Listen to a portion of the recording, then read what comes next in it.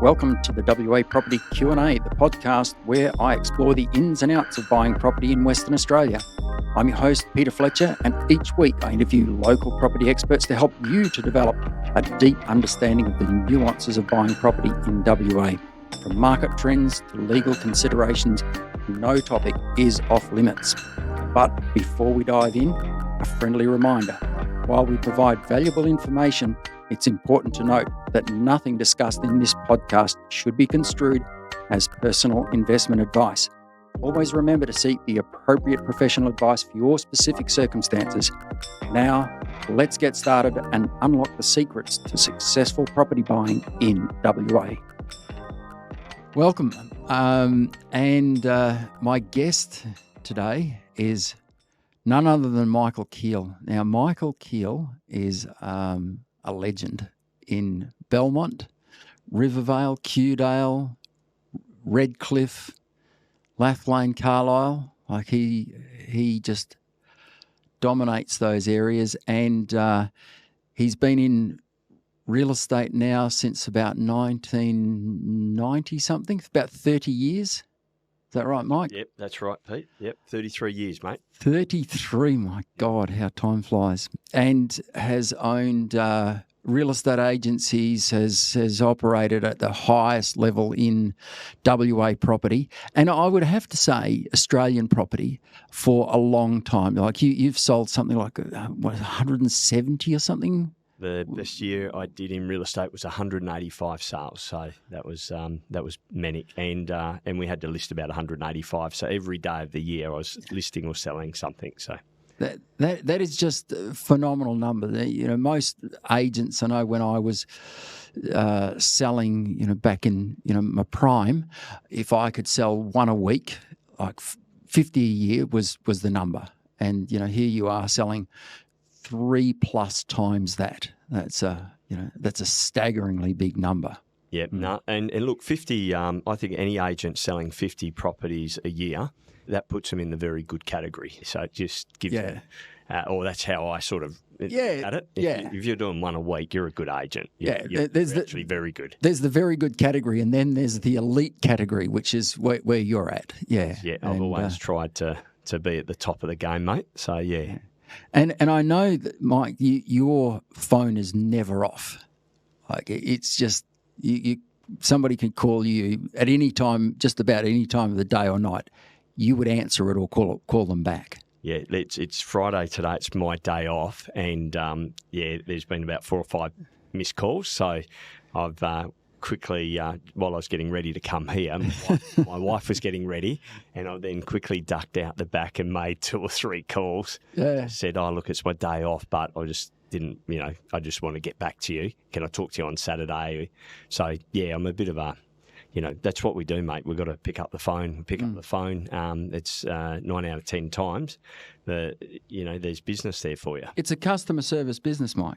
100%. And I've talked to a few agents, and there's the good ones. Like I called Chris Shallabere from over at Shallabere's, and I half expected that I would call him, and he'd be have this Western Suburbs aloofness, and he literally called me back within minutes. Yeah. And that's what the best agents do. Yeah. And you're the same. And some agents, you'll leave a message and they just don't call back. It's unreal. No, that's good. We love it when that happens. So a free kick, Michael Keil. Absolutely. Speaking of which, you're a bit of a jet footballer in your day. Oh, I wouldn't say that, Pete, but I was handy. So Michael Keil has always been modest. Yeah, I was a handy footballer. Humble. I used to take a big screamer. That was I wouldn't say famous, but I was well known. Yeah. For every single game, I'd be on somebody's shoulders, just going for that mark of the year. So, but I'd do it about 5 times, and eventually something would come off. I might get 1 a game. So yeah, I hit the dust plenty of times, but I know. Look, it's funny. I was playing Perth Colts, and I'd go down and play footy, and then I'd suit up and go off and do home opens. And because you're only young, 18, 19, all your mates are thinking, oh, he's going to another funeral or he's going to a wedding this weekend. And but yeah, I was sort of sacrificed footy for my real estate career. But interestingly enough, I look at real estate as my footy career. Like it's so related, it's so competitive. So it's I love getting sales, which is like kicking a goal. I love making the calls, which is a possession. And if you do those things, you'll succeed. So I sort of go to work on a Saturday, put my suit on, and it's like me putting on my footy jumper, ready to run out. And if who didn't love playing footy?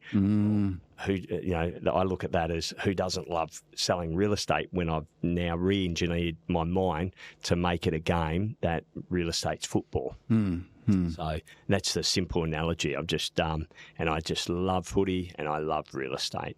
And you also love systems, don't you? I'm a systems man, mate. You know that, and so are you. You're a big systems man. So, look, I love using technology. We've got a very big buyer database now of about 7,000 buyers that I've collected. That's a decent number. Yeah, so, and I make the promise to everybody that when I list something, they'll get notified. And, yeah, we had a property the other day in Keil. The people didn't want to put it online. We just did a SMS out to the database. 40 inquiries came back, 9 inspections, sold it above what they wanted with no internet marketing and within 3 or 4 days. So they were stoked and they got the property that they wanted because it was like a subject sale, which is near on impossible to do in today's market with so many cash and finance buyers around. So with that in mind, if someone came to you and said, look, I've got, let's say, $550 to spend, I want an older style home on 600 plus square metres with a shed, is that something that you can source off market for people? Or pre-market? It's very difficult in this market. Most people are wanting to take it to market. So if somebody says to me they want to do off market, yeah, I'm all over it like any other agent would be. But most people want to invest the $3,500 to do a marketing campaign to extract the very best price, because the best price comes in competition, not isolation. So basically, very few off-market opportunities out there at the moment, I'm finding. Most people wanting to do a full campaign, to do an online auction or a expressions of interest campaign. And then we had one just in Carlisle on the weekend. It was meant to go to auction and opened it on Saturday at 10 a.m. And then I had 8 bids in the back end of this platform on the open negotiation, and we didn't process 7 of the bids, but one of the bids was exceptional, and the owner said we were happy to do a deal and not take it to auction. So they did very well, but there was still that competition of 8, there's 7 other buyers wanting that property. And it sold well above my expectations. I thought it'd be sort of 650 to 700 max, and we got 720. Not unusual in this market. No. So the barbecue question is always, when you say, people say, well, what do you do for a living, Mike? And you say real estate, and the barbecue question is, oh, how's the market? Yeah. And what's your response? Look, it's funny. I don't know, a lot of people don't even ask me at the barbie. I think they're just making sure that I don't burn their steaks, So, but look, if they do, the market right now is sensational. It's the best way to describe it. And sensational if you're a seller, terrible if you're a buyer, and terrible if you're a renter. You've got to sort of, if that question does come up, it's sort of like, well, what are you interested in to know about the market? Because again, it's sensational if you're a seller and terrible if you're a renter. So you've got to qualify what they mean by that and then answer it. So, but yeah, seller's market. And I think this year we're tracking for the calendar year to sell 100 plus properties. That's just me on my own with an admin PA. So that's pretty exceptional. When I did that 185 sales, I actually had a team of another 3 people. Yeah. To sort of be doing 100 with an admin PA, sort of like it's like back to doing 185, Yeah, it does. Yeah. What you're doing is like really high-end performance in sales, Yeah. like you. And the funny thing is that we've just done a deal together. Yes. I acted for the buyer. Thank you. Deal for everyone. So. Yeah. Oh, look, I think everyone is very happy with that. Yeah. There's a win all around. But what I noticed about your style, Mike, is that there was no sales pitch. I heard you on the phone to one of the people that had inquired about it, and you were on a video call with them, showing them around the unit, and it was just a simple, well, here's what's here, and you just explained it to them, and then I overheard you starting to talk about horse racing and all sorts of other stuff that was just. Is relationships a really key thing to you? Oh, 100%. Yeah. I just love people, and I'm always fascinated about what people are interested in. And I always find common ground. So whether it be the sports or. Some people find common ground as a strategy. It doesn't strike me that you do that. You seem to be, you actually genuinely want to, like, you're interested in, you want to talk about horse racing? Cool. You want to talk about shares? Well, yeah, let's talk about shares, like football, whatever. Yeah. No, you're right. And, it's funny that you actually picked that up in that conversation, because after I'd finished that appointment with you and that Zoom or FaceTime tour, I then text them the tips that I got from one of my mates earlier in the day. Yeah. So, said, here's some tips, good luck, So, So that's unique. So, we went from selling a unit to giving them horse tips. So, but anyway. And did the tips work? Did the tips come off? I didn't check. I was just too busy, but I thought somebody sent these to me, so I might as well pass them on to someone else that's going to use them. So, but look, I think that's the secret to it all, is if you don't like people, then you shouldn't be in real estate. And I like helping people, and I've just, whether it be like even sending them a tip, that lost the money, but I was, doing it in good. That's probably why they didn't buy the unit, Mike, because they lost their deposit that afternoon. Good work. Yes, possibly. I didn't think it. Just ruined their life. Oh, dear. Oh, Michael Keil. So I described before the suburbs that you worked, so Belmont, Rivervale, Keil, Carlisle, like Redcliffe.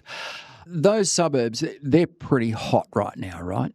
Yeah, it's interesting because they've underperformed. And when I say underperformed, I'm going to exclude Lathlane and Carlisle.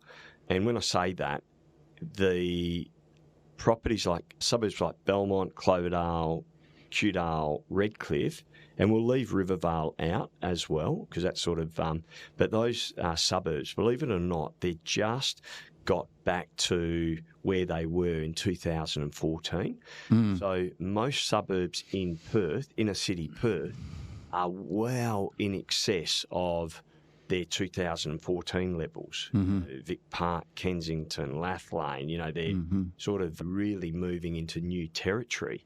But you look at Belmont and Cloverdale, just to be at that level, it suggests to me that they've underperformed in the market. But I reckon that's the opportunity. If you're an investor now and people have rushed out to the end of the freeway, they're buying Belldivers, Two Rocks, buying stuff like 600, 650, and you can buy stuff like that in Belmont, Cloverdale. So I just think the market's misread the opportunity. So on that, that's certainly what the stats say, that realistically we've had 10 years of no growth, let's say, in those suburbs.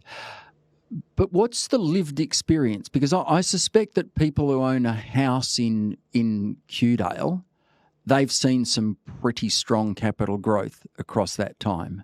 But there might be, but as a suburb, it hasn't gone anywhere. I wonder whether it's the makeup of sales that has caused the number to stay flat rather than that individual properties have actually performed pretty well. Yeah, look, I being on the ground, I definitely believe that it's it copped the double whammy. So in 2014, obviously you had the mining boom came off, okay, just prior to that period, they'd also rezoned the area. So when they rezoned the area, a lot of the suburbs got a sort of a boost in value. Mm-hmm. And then they had the mining boom came off. And because it's an area, it's traditionally a working class area, and you've got a lot of fly in, fly out workers, mate, they lost their jobs and they're not holding on to their property because lots of them came from New Zealand, the East Coast, and they just said, oh, well, I've lost my job here. I've got to sell the house. So there was like this extra selling pressure. You know, in real estate, I always think it's always supply and demand. And so that sort of caused a double whammy where the market went down, but then you had all these FIFO workers, lose their jobs and they left. So it's sort of like extra selling. So it took a hit. But it's coming back strong now. But I reckon the next 12 months is the opportunity, believe it or not, in these suburbs. Yeah. So of those suburbs, which ones do you think are primed for a real spike in growth if one is going to happen? Yeah, look, I really think Redcliffe's flying under the radar. So that's up 6% in the last 12 months. But you got the new Redcliffe train station there, the big business park that they've got planned at the domestic airport, because they're going to move the domestic airport across to the international. They've just, got Costco's there and a new 24/7 Woolworths. That area, to me, has got huge potential. Yes. And the medium house price is sitting sort of around that 550 mark. So 550, less than 10 k's from the city, Riverside suburb, you've got Ascot very close by, which is quite, that's the most expensive suburb in the Belmont district. New rail infrastructure, like $1 billion project, and it's hardly gone up in value. Something suffered a bit from a fair bit of homes west in the area, would you say? Oh, look, I don't think it's that bad. But yeah, there is a bit of a stigma. But, Homes West have been selling up. They did that, 2-3 years ago. Obviously, they're not selling anything now. And we should say not Department of Communities now. So, but look, as we're seeing a bit of a transition from the blue-collar worker to the white-collar worker, so more professional people moving into the area. So, and I think when they move into the area, then, they're coming with sometimes, more pay, doing more improvements to the property, maybe better educated, the schools start improving, and then suddenly these areas sort of, go through this transformation. Is there, sorry to interrupt, is there an indication of some gentrification of Redcliffe? Let's say Redcliffe and Cloverdale? Oh, look, it's definitely changing. Yeah. Maybe not as fast as we would like, but it's definitely changing. And you've got so many different cultures in the area, a lot of people that want to be close to the city. Probably the thing that might hold the values back there is it's, they're sort of near the airport, so you do have the aircraft noise pollution. Yeah. So you've got to sort of live with that. And there's parts of Redcliffe that are affected by that 100%. Secondary, secondary runway? 100%, yep. So that would be, if there was something that was sort of maybe holding back the values, it wouldn't be the Department of Communities, in my view, or public housing. Yeah. It's probably more the airport. Yes, especially that close to the airport, because once you're into Redcliffe, the planes are at that point. I know Lathlane is impacted by it. Yeah, on the east. They were Kensington now. They sort of pivot right on my house. Yeah. On the easterly runway. Yeah. If you're into planes, it's great, and if you're not into planes, you're sort of like, can we afford the western suburbs where nothing happens? But yeah, the Redcliffe is definitely impacted, and it's not something that's going to go away anytime soon. Yeah, correct. And like the thing as well with these areas, like when you look at some of the median prices, like 550 for Redcliffe, or just Cloverdale's around that 550, Keil 600, Belmont 607, like, there's such good rental areas because the industry around there, you've got the biggest employer outside of the Perth CBD, which is the Crown. So that's close by. People can be near that. You've got the airport with all the workers there. Then you've got all the industrial through Belmont, all the freight through Keil, Welshpool. like it is it's an investor's dream because you can rent it out, get a 5% return on your purchase price in these suburbs, and that's pretty good. And you've got the growth because you are close to the capital, the CBD.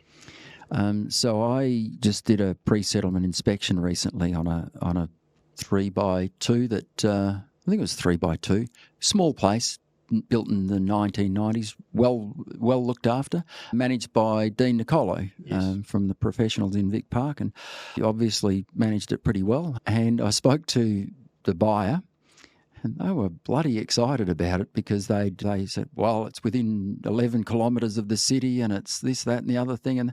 And they were basically comparing it with what they could have bought in Sydney for $515,000, and they just go, why would you not buy in Perth? And the returns that they were going to get off it were, like, they'd already been offered maybe 600 and something a week for it, like something crazy. And they were really excited about it. And it's funny you mention about the eastern states people. So now you sort of asked me what are some of the good suburbs. Rivervale is going through a massive change. The eastern states buyers just love that area. 5-6 Ks from the CBD, medium house price hovering around 650, great rent return, right near the stadium, next to the Lathlane, which is going to be your first $1 million suburb in these areas. Probably Lathlane, just FYI, is actually going to be the first suburb to hit $1 million medium house price, even quicker than Vic Park and East Vic Park. So you heard it first here. There we go. There we go. I'm happy about that as a resident of Lathlane. And I'm calling it a $1 million suburb within the next 18 months. So that's and currently the medium's sitting about 875. So it's a big call. But that's where that's going. Everything I'm selling in there's you need $1 million to buy in Lathlane now. Oh yeah. And you've set some amazing records in Lathlane. We came to that home open, that 2-story place with the pool on Gallipoli, and Gallipoli's a bit of a racetrack at times. Well, it's not because there's so many speed bumps in it, but there was a ton of people, and you got some amazing 1.44 or something. It was 1.41, but 1.41, $210,000 over the reserve. That was one of the properties I should have put in a bonus and said, look, for every $1,000 I get you over the reserve, I would like 20%. I could have probably retired on that one. So. Yeah, that was a really good result, but a great house. One of the enduring critiques or criticisms I see of real estate agents, or I hear it from buyers and I see it from online, Facebook groups where they just love piling on real estate agents, is, well, would it be so hard to get a price guide that is actually accurate? What's your response to that? Oh, look, obviously when I do a lot of auction campaigns, I try and give an accurate, price guide. So this one that I mentioned in Carlisle, we didn't set a reserve on that, but the reserve would have been around $650, based on what the owners had sort of told me. But we don't set a reserve, or I don't set a reserve till the day of the auction. Okay, so on that particular property, I'm quoting to buyers, we expect bids to start above $599. So I'm sort of being as accurate as I can, close to where I think the property's going to sell, and where the buyer's expectations are. But then it went for $720,000. It actually far exceeded my expectations. And it is very hard to get a gauge on some properties in this market, Mike. Yeah, 100%. It's even that one that I bought for my client just recently in Tanunda.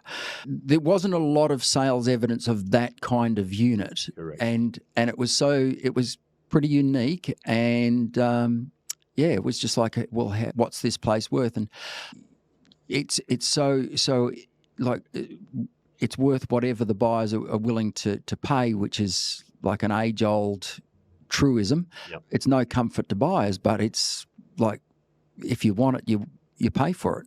Yeah. And look, I just think like sometimes there's a lot of properties now advertised without a price, which is frustrating for a lot of buyers.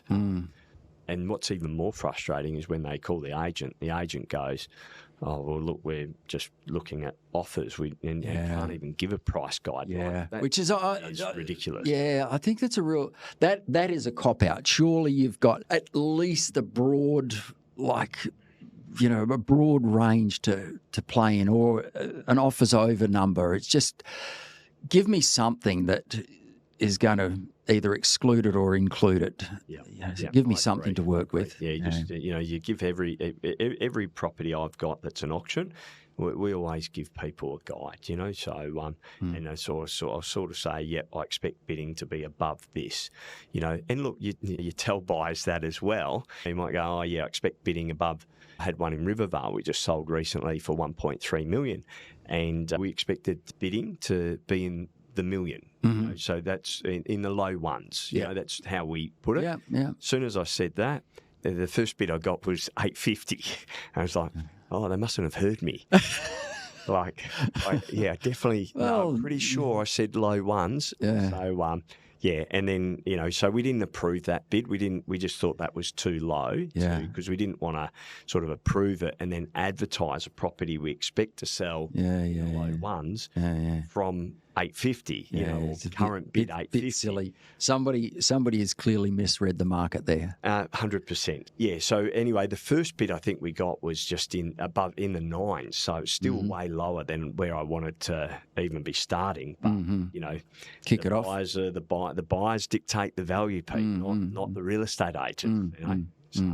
And you ended up at 1.3 on that one. Got crazy, and so there's 300 from 30% difference between what one person thought was value and what the final person thought was value. Yeah, absolutely.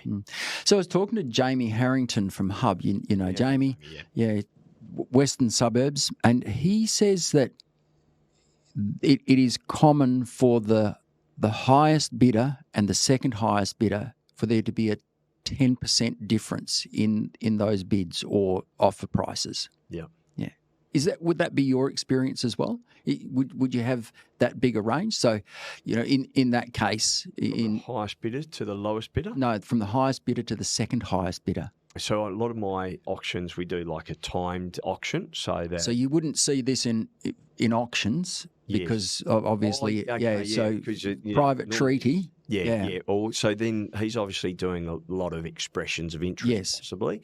So, and then people putting in their offers and their blind. So I had another one in Lathlane that springs to mind, and we had 5 offers on that. And I think the lowest one was 980, the highest was 1.1, and then maybe the next person was like maybe at 1,080,000 or 1,060,000, so there was a bit of a gap. I mean, that was relatively close. So, but in his suburbs, if he's dealing with $2 or $3 million, he's probably going to have a bit bigger gap. So, because people, especially in those more aspirational suburbs, shall we say, it's a matter of, well, we've got the money and do we want this home? And if we want this home, you just pay whatever you need to pay to get your name on the title. Yeah, absolutely. Yep, I had a mate who just bought in Claremont, and he's in real estate, so knows his stuff.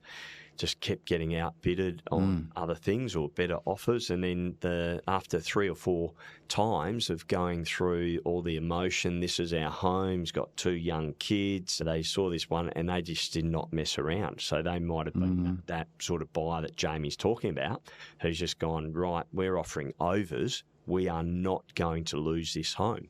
So I reckon, and that happens, obviously where I am, but we're not seeing, $100,000 gap, it might be a 20, 30, 40, 50 maybe. Yes. Yeah.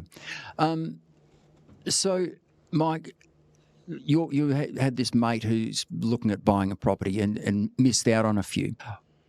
What would your advice be? Let's say he wasn't in real estate, therefore didn't have that sort of insider knowledge that we have.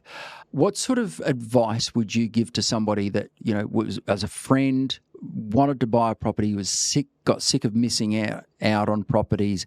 What's your advice to them to get their name on a title? Yeah. Look, just because you don't, like I don't do like a buyer agency role. So I think that's where I'd probably go with it, is I'd go, look, you need to engage somebody who can act and negotiate on your behalf if you're not experienced in this and you keep missing out.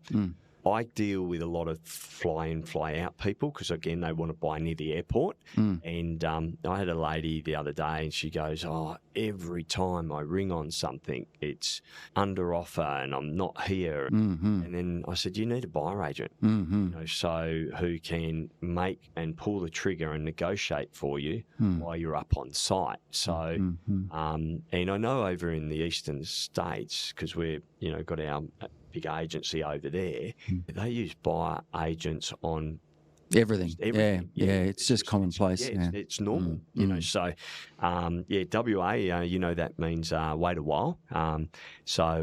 We will get there, Pete, where people will just, if they're looking to buy, they're going to start employing buyer agents to do all the legwork for them. So let's say people that either can't afford or don't want to employ a buyer's agent. In terms of the offers that get accepted, that you get accepted, what are they?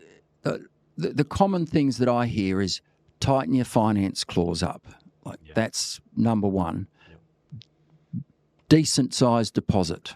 Make the settlement date work for the seller, not for you. Yeah, that's common advice. 100%. Yeah. So anybody buying now, if you don't have a pre-approval or you can't let your agent speak to the broker, your broker, to verify your financial position, you're sort of on the back foot. So you got to be entering the market. You got to be organised. Those pre-approvals, they're just so valuable. Absolutely. And like I get an offer with a pre-approval and one without.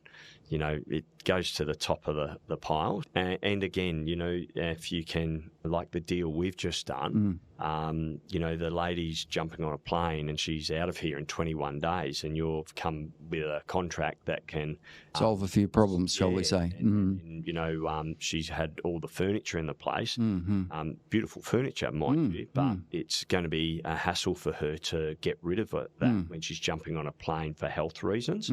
So you said, Mike, we'll take that, right down to the cutlery, and then, you've just solved another problem. So we're less likely then to go chase another person or promote it. You've come up with a solution. So understanding what the seller wants and then meeting what they want is going to put you also in the driver's seat. So where's the market going from here, Mike? It's only going up, Pete, unfortunately, which a lot of people won't want to hear that, but it's just purely a supply and demand scenario. What about to those people who say, but interest rates are going to go up? Like there's people expecting interest rates to go up again at Melbourne Cup, and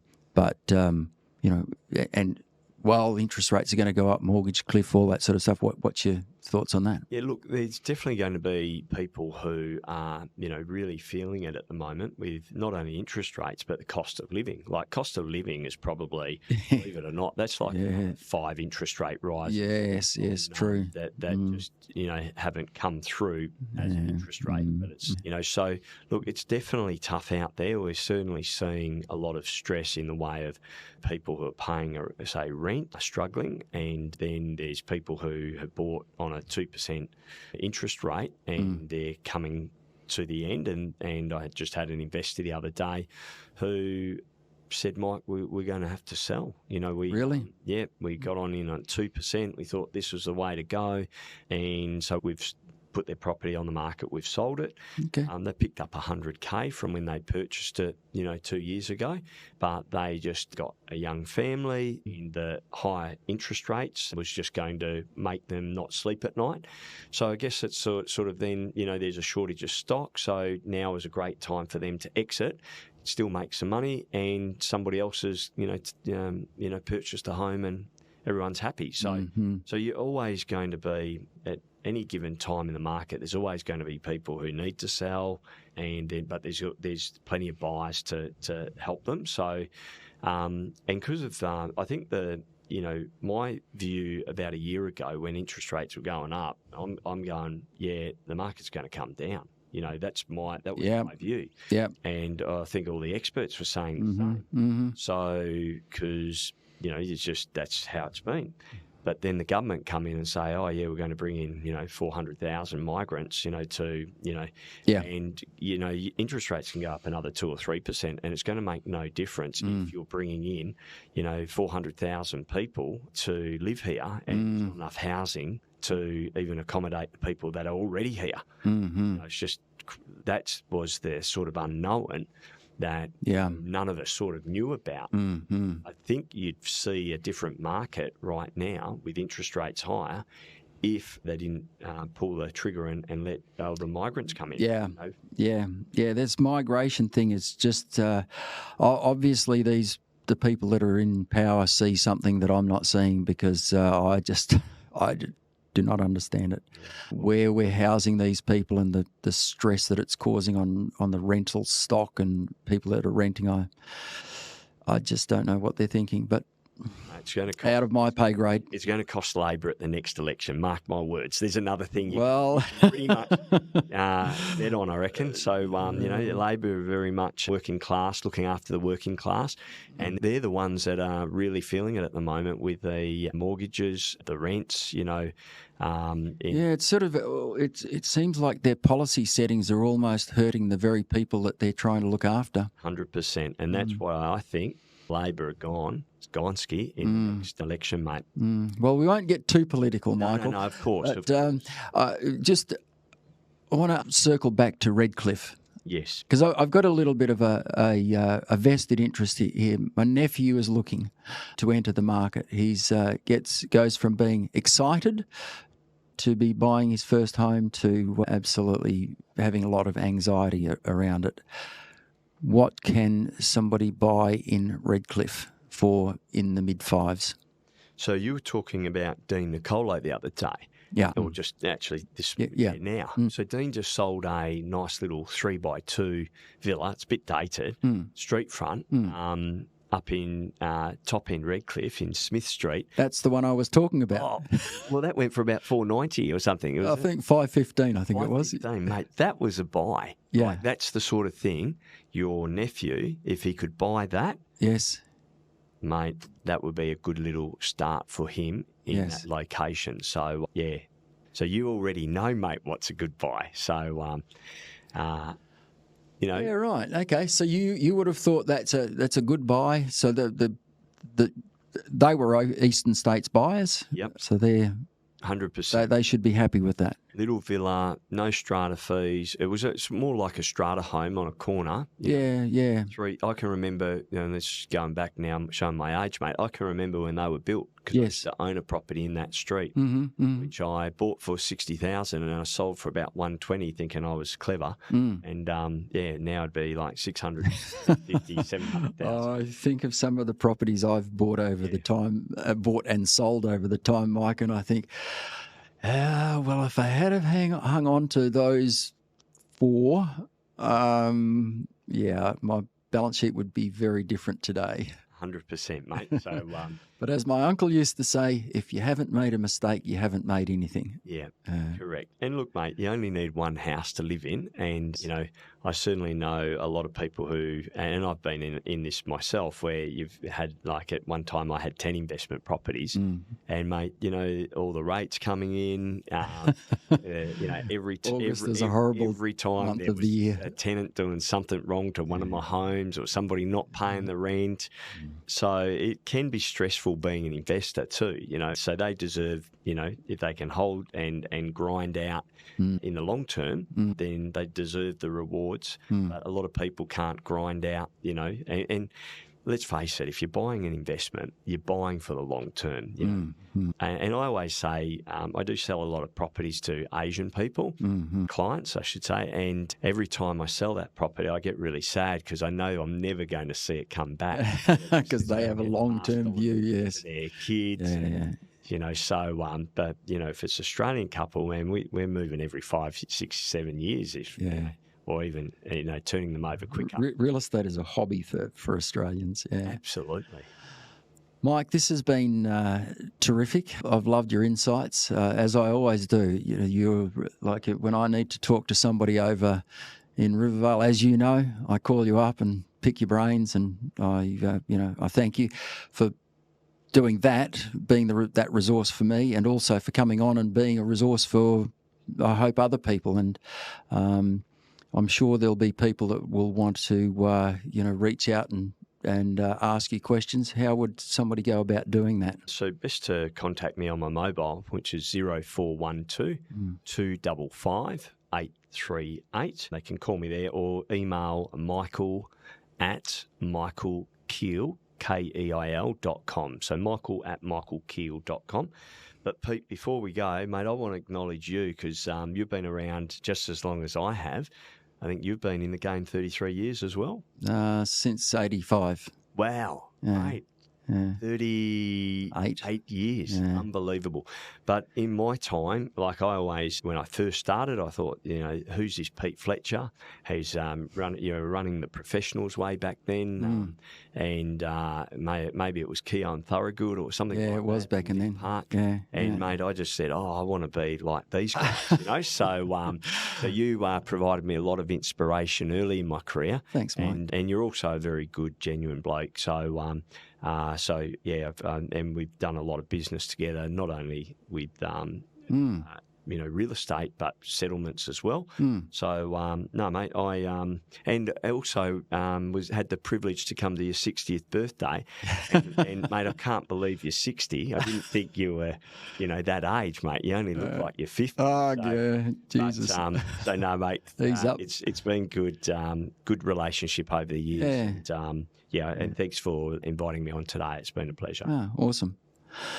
All right, so that's all we have time for today. Our next episode coming up, I think, is going to be with Ben Archibald, who is a valuer at, Ben? I know Ben, yes. A young fella. So. Yeah, he's a top bloke. He actually started in real estate with me back in the I think the late 90s or early 2000s. He also worked with me as well. And did he? Yeah. His dad, who was, I think he might have been a car salesman on the strip. Yes, yeah. True.